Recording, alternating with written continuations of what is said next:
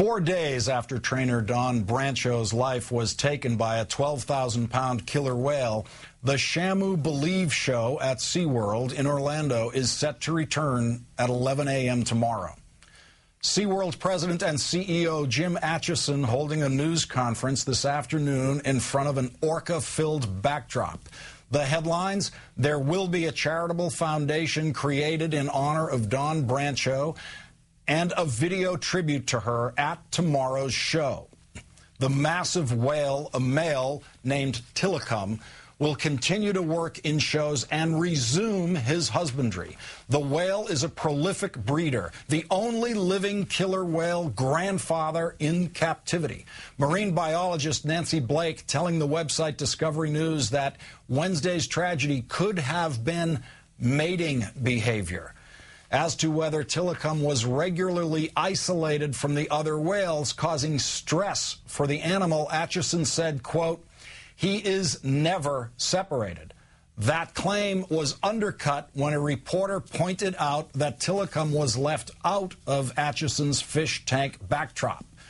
Then there was the question of the whale's past. There have been 3 deaths that have been tied to this whale.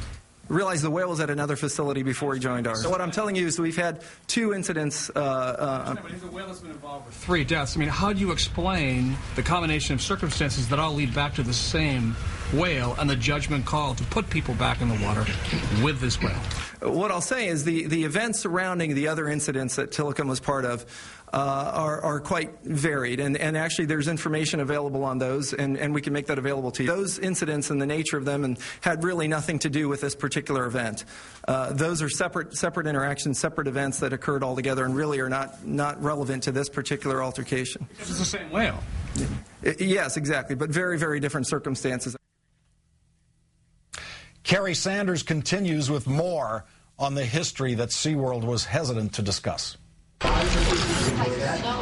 Veteran orca trainer Dawn Brancheau just minutes before her death. A tourist camera recording her playful moments with the killer whale Tilikum.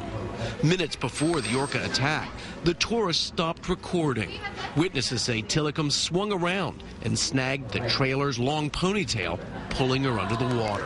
He grabbed her by the head, and in a very hard thrust, she went down, and I screamed, and she screamed, and then I started yelling to the other trainer because he wasn't looking. I said, "He just took her down. He took her down."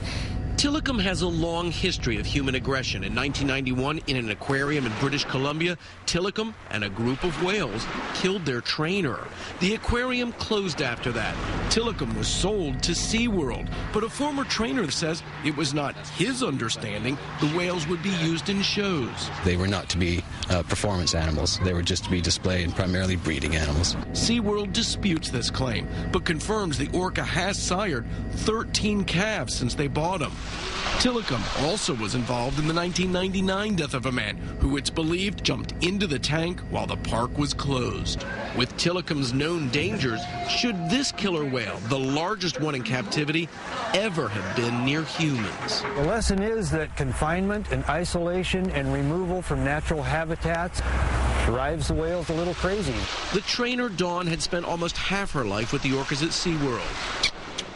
In 2006, NBC's Peter Alexander was the first non-professional to swim with SeaWorld's captive killer whales in more than 2 decades. The trainers I was in the water with explained to me that these killer whales were exotic marine mammals that had been conditioned to work with humans, but made it very clear they were still killer whales. Shows like these since the 1960s are credited with raising the awareness of orcas. Because of laws in the U.S., killer whales can no longer be captured in the wild as they were in the 70s. But that's driven up their value today to more than $2 million.